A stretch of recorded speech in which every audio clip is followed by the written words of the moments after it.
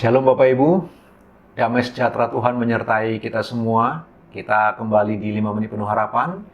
Kiranya damai Allah terus ada bersama dengan kita Bapak Ibu ya. Kita melanjutkan pembelajaran kita masih di Hakim yang keempat, masih tentang Deborah Bapak Ibu. Berarti kita sudah 3 hari berturut-turut melihat kepada Nabi ini, atau Hakim ini maksud saya. Ini satu-satunya Hakim perempuan, sekaligus seorang istri dari satu suami.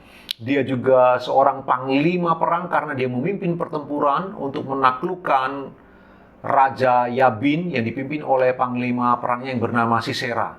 Sampai kemudian Sisera mati terbunuh di tangan perempuan. Namun saya ingin menambahkan di bagian ini Bapak Ibu. Ini juga setahu saya dan seingat saya satu-satunya hakim yang setelah pertempuran dimenangkan dengan gilang gemilang menaikkan pujian kepada Tuhan, memuji-muji Allah dan pujian-pujian, syair-syairnya ditulis oleh firman Tuhan. Sang narator dari kitab Hakim-Hakim mencatat pujian Deborah. Saya akan membacakan untuk kita semua Bapak Ibu. Hakim-Hakim pasal 5, ayat 1-5. Ini nyanyian Deborah. Setelah dia menaklukkan musuhnya, dia berkata, pada hari itu bernyanyilah Deborah dan Barak bin Abinoam demikian. Karena pahlawan-pahlawan di Israel siap berperang. Karena bangsa itu menawarkan dirinya dengan sukarela, pujilah Tuhan. Dengarlah ya raja-raja, pasanglah telingamu ya pemuka-pemuka. Kalau aku mau bernyanyi bagi Tuhan, bermazmur bagi Tuhan Allah Israel. Tuhan, ketika engkau bergerak dari Seir, ketika engkau melangkah maju dari daerah Edom, berguncanglah bumi, tirislah juga langit, juga awan tiris airnya. Gunung-gunung yakni Sinai bergoyang di hadapan Tuhan Allah Israel. Ini syair yang dinaikkan oleh Deborah setelah kemenangannya, Bapak Ibu yang dikasihi Tuhan, menaklukkan Raja Yabin bersama dengan pasukannya. Bapak Ibu yang dikasihi Tuhan, dia memuji-muji Tuhan, dia meninggikan Allah, dia memuliakan Allah Israel melalui pujiannya. Dan kita melihat bersama-sama Bapak Ibu, sekali lagi, kelihatannya dialah satu-satunya hakim yang setelah mengalami kemenangan gilang gemilang memuji-muji Allah, mempersembahkan segala pujian kemuliaan kepada Allah yang hidup. Karena Allah itulah yang memberi Deborah kesempatan untuk menjadi orang yang berarti di tengah bangsa Israel. Bapak Ibu, apa pembelajarannya untuk Bapak Ibu dan saya? Ya, semua kita punya peperangannya sendiri. Setiap hari hidup kita adalah peperangan demi peperangan, pertempuran atau pertandingan-pertandingan yang kita hadapi.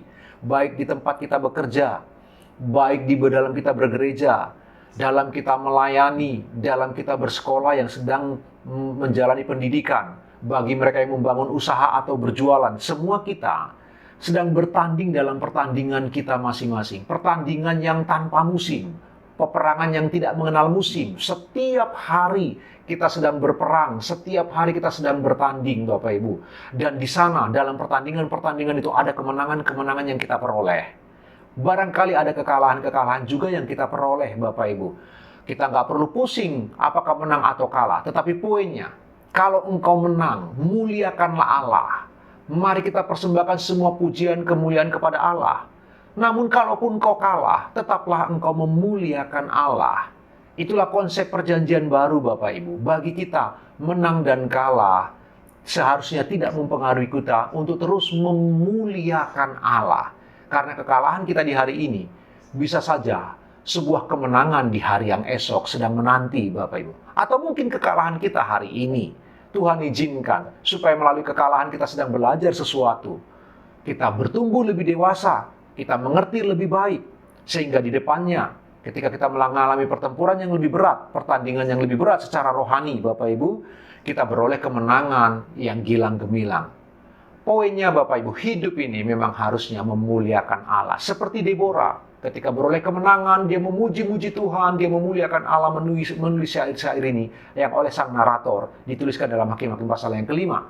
Begitulah Bapak Ibu dan saya, ayo kita belajar bersama. Setiap pertandingan yang kita hadapi, kemenangan yang kita dapat, kita memuliakan Allah. Kekalahan yang kita dapat, kita tetap memuliakan Allah. Karena hidup ini seharusnya untuk kemuliaan Allah. Bukankah Bapak, Ibu, dan saya telah dibayar lunas oleh Tuhan Yesus Kristus melalui kematiannya di kayu salib, sehingga hidup kita milik Allah semata-mata? Karena itulah, Dimanapun kehidupan kita, Allah harus dimuliakan. Renungkan bagian ini bersama-sama Bapak Ibu. Tuhan Yesus memberkati Bapak Ibu. Selamat beraktivitas.